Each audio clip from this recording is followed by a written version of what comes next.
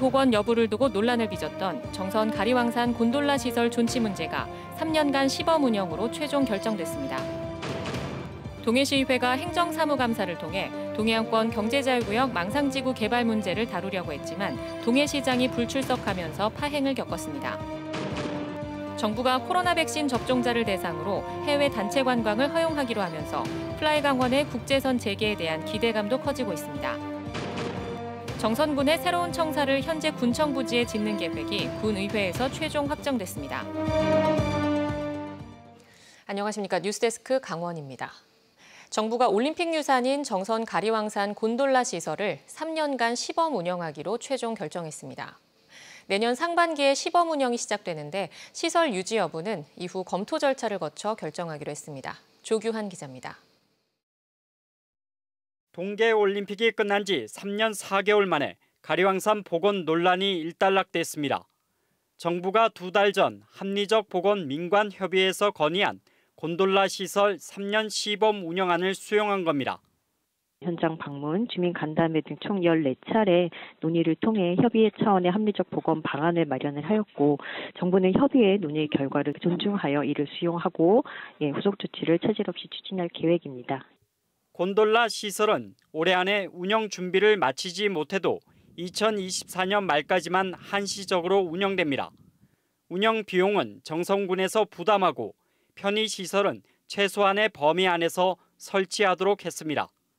또 안전사고와 자연재해 발생 등으로 시설 유지가 불가능하다고 판단되면 한시 운영 기간 중이라도 정선군과 협의해 철거가 가능하도록 했습니다. 향후 시설 유지 여부는 정부에서 정한 기준에 따라 검토 절차를 거쳐 최종 결론을 내게 됩니다. 정선군은 환영 입장을 나타내고 앞으로 준비 기간이 촉박하지만 운영 준비에 최선을 다하겠다고 밝혔습니다. 안전 문제라든지 또 시설을 운영할 수 있는 인력이라든지 모든 조건을 갖춘 뒤에 내년 5월경에 개장을 할 예정으로 그렇게 준비를 해나가도록 하겠습니다. 곤돌라 시설이 계획대로 운영되려면 환경영향평가 협의와 국유림 사용 허가 등 행정 절차가 차질 없이 진행되는 게 관건입니다. 주민들은 다소 늦었지만 올림픽 유산 보존의 토대를 마련했다며 시설 운영에 힘을 보태겠다고 밝혔습니다. 부수적으로 할 일이 정말로 대단한 것 같습니다. 지금부터라고 시작이라고 생각하고 열심히 노력해서 올림픽 유산 보존하는데 저희 국민이 다시 힘을 모아가지고 노력하도록 하겠습니다. 곤돌라 시설 외에 산림 복원 절차도 다시 시작돼 강원도는 올해 안에 복원 계획을 마련하고 환경부, 산림청과 협의를 벌일 예정입니다. 한편 녹색연합은 성명서를 내고 가리왕산 복원 약속을 지키지 않은 정부를 비판하고 약속 이행을 거듭 촉구했습니다. MBC 뉴스 조규환입니다. 동해안권 경제자유구역 망상지구 문제를 다루려던 동해시의회 행정사무감사가 동해시장이 출석하지 않으면서 파행을 겪었습니다. 동해시의회는 망상지구 사태를 조기에 예방하지 못하고 사업 진행마저 지지부진하다며 동해시를 질타했습니다. 김영호 기자가 보도합니다. 동해시에 대한 4일차 행정사무감사가 진행된 동해시의회 소회의실. 경제자유구역 망상지구 관련 부서인 투자유치과에 대한 행정감사는 시작부터 삐걱댔습니다. 심기현 증인께서 출석을 하지 않으셨어요. 그래서 저희 위원회의 원활한 진행을 위해서 10시 20분까지 정회를 하고자 하는데 여러 위원님들은 어떻게 생각하십니까? 동해시의회는 행정사무감사에 앞서 며칠 전 동해시장의 출석을 요구했습니다. 경자구역청 사업과 관련한 동해시장의 입장과 동해시 도시계획위원회 회의록 관련 내용을 묻겠다는 게 요지였습니다. 심규현 동해시장은 경자구역 사업이 기초지자체의 사무가 아니며 사법기관의 조사가 진행 중인 만큼 의혹 해소 전에 공개석상에서 입장을 표명하는 게 부적절하다는 불출석 이유서를 제출했습니다.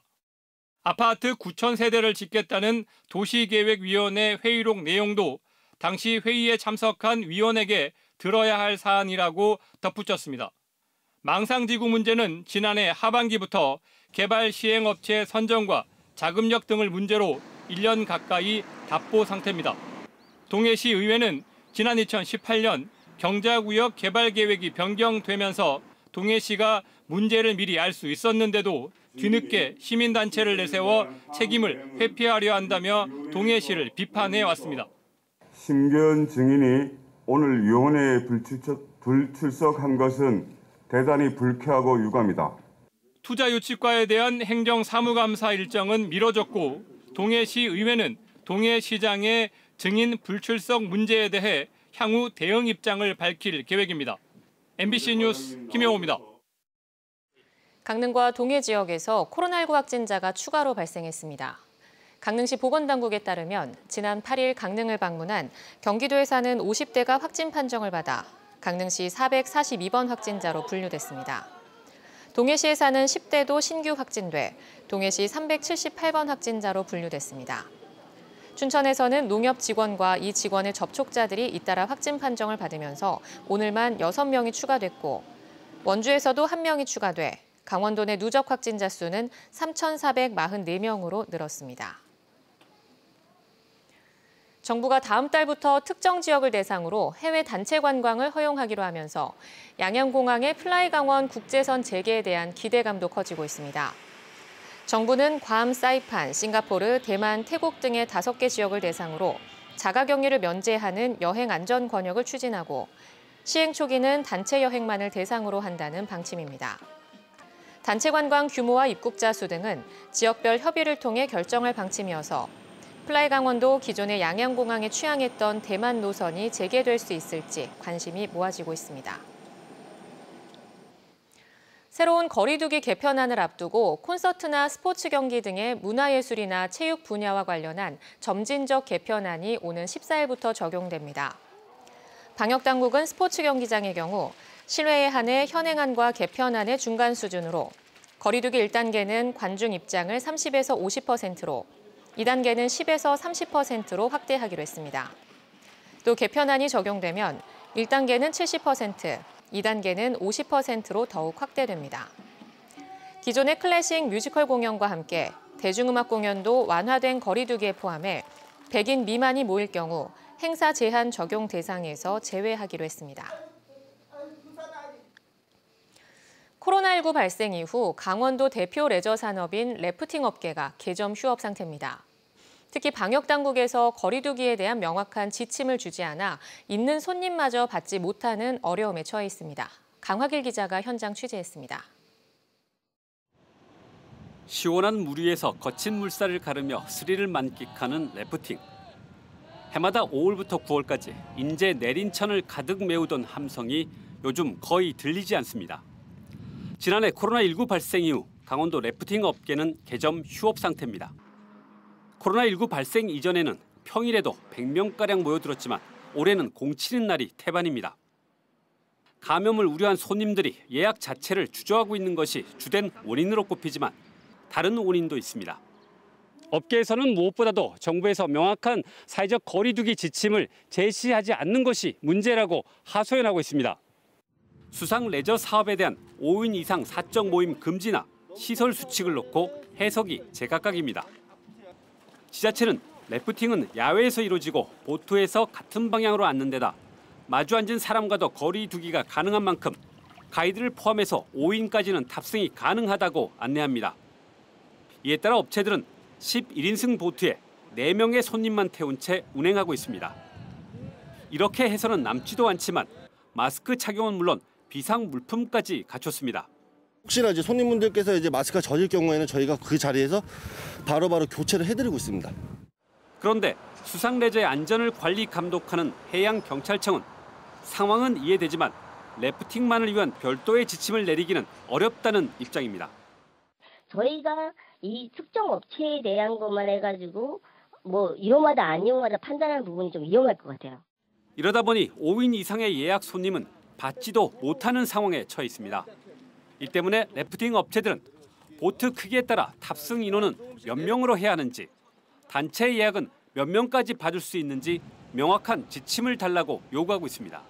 4제곱미터의 어느 거리 두기 이런 문제들 때문에 아무래도 예약률이나 이용객들이 찾아오는 횟수들이 현저하게 떨어져서 너무 많이 떨어진 상황이라 아무래도 어려움을 겪고 있습니다. 강원도는 감염 위험도가 낮은 야외 레저의 특성을 반영해 같은 일행끼리는 거리 두기 없이 래프팅 보트 탑승이 가능하도록 방역 수칙을 완화해달라고 정부에 요청해 수용 여부가 주목됩니다. MBC 뉴스 강화길입니다.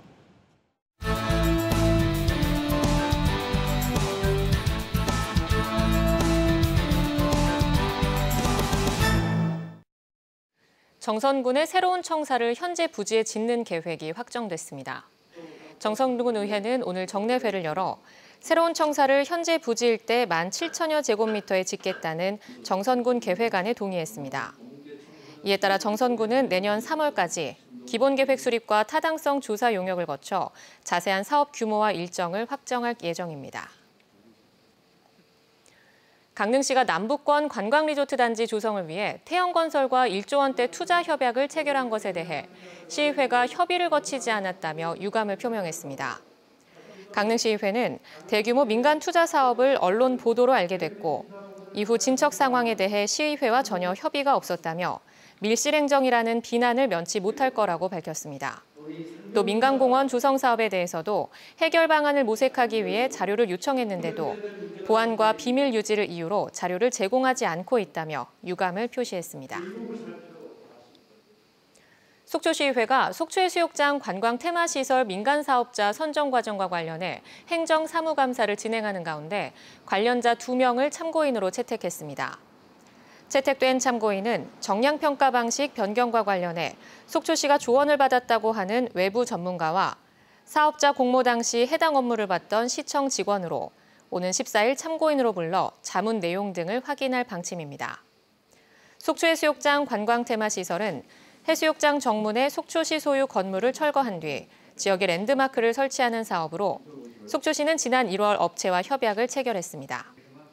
하지만 강정호 시의원이 업체 선정 과정에서 문제가 있다며 지난달 3일 감사원에 공익감사를 청구하는 등 이의를 제기하고 있습니다. 강릉의 한 분뇨 수집 처리 업체가 하수종말 처리장에 분뇨 반입을 거부당하자 이를 취소해달라며 강릉시를 상대로 제기한 행정소송에서 패소했습니다. 춘천지법 강릉지원 제1행정부는 강릉시가 행정지시 불이행과 분뇨 수집 수수료 초과 징수 등을 이유로 분뇨 처리 업체가 신청한 하수종말 처리장에 분뇨 반입을 거부한 것은 조례와 관련 법령에 적법하다며 원고 패소 판결을 내렸습니다. 분뇨 수집 업체는 2018년 위와 같은 이유로 강릉시로부터 분뇨 수집 운반 대행 계약 해제를 통보받았고 지난해 하수종말 처리장에 분뇨 반입을 신청했지만 거부당하자 소송을 제기했습니다. 강원 뉴스 마칩니다. 고맙습니다.